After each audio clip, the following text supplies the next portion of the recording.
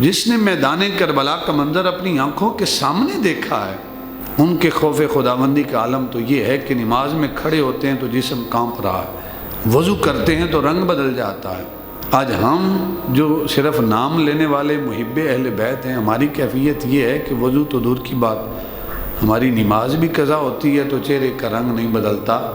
یہ آل رسول کے ساتھ محبت اور وفا نہیں ہے۔ آل رسول کے ساتھ محبت یہ ہے کہ ان کے کردار کو زندہ کیا جائے۔ امام زین العابدین نے اپنے والد کو، بھائیوں کو، بھتیجوں کو، اپنے چاچو کے بیٹے ہیں، ان کو اپنی آنکھوں کے سامنے شہید ہوتے دیکھا ہے۔ اس کے باوجود امام زین العابدین رضی اللہ تعالیٰ عنہ عبادت سے بے نیاز نہیں ہوتے۔ آپ یہ نہیں کہتے کہ ابھی ہمیں عبادت کی ضرورت نہیں ہے، ابھی ہمیں قرآن کی تلاوت کی ضرورت نہیں ہے۔ آپ نہیں فرماتے کہ ہماری قربانی بہت بڑی ہے لہٰذا ہم جنتی ہیں، ہمیں کچھ کرنے کی ضرورت نہیں ہے، نہیں، بلکہ امام زین العابدین کی عبادت کا انداز دیکھیں۔ ابن کثیر ہی لکھتے ہیں البدایہ والنہایہ کے اندر، حافظ ابن کثیر، کہ جب امام زین العابدین رضی اللہ تعالیٰ عنہ وضو کرتے تو آپ کا رنگ زرد ہو جاتا، اور جب نماز کے لیے کھڑے ہوتے تو خوف خدا کی وجہ سے آپ کے جسم پر کپ کپی طاری ہو جاتے، جسم کانپنے لگ جاتا۔ خوف خدا کا اتنا گہرا اثر ہوتا تھا۔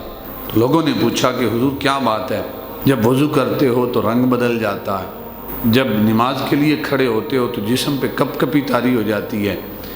امام زین العابدین جواب دیتے ہیں کہ تمہیں معلوم نہیں ہے کہ میں کس بارگاہ میں حاضر ہو رہا ہوں، تمہیں علم نہیں ہے وضو کر رہا ہوں تو کس خالق کی بارگاہ میں نے حاضری دینے کے لیے وضو کیا ہے، اور جب کھڑا ہوتا ہوں کس خالق و مالک کی بارگاہ میں کھڑا ہو رہا ہوں۔ میں جب خوف خداوندی کا تصور کرتا ہوں تو جسم پہ کپ کپی طاری ہو جاتی ہے۔ جس نے میدان کربلا کا منظر اپنی آنکھوں کے سامنے دیکھا ہے، ان کے خوف خداوندی کا عالم تو یہ ہے کہ نماز میں کھڑے ہوتے ہیں تو جسم کانپ رہا ہے، وضو کرتے ہیں تو رنگ بدل جاتا ہے۔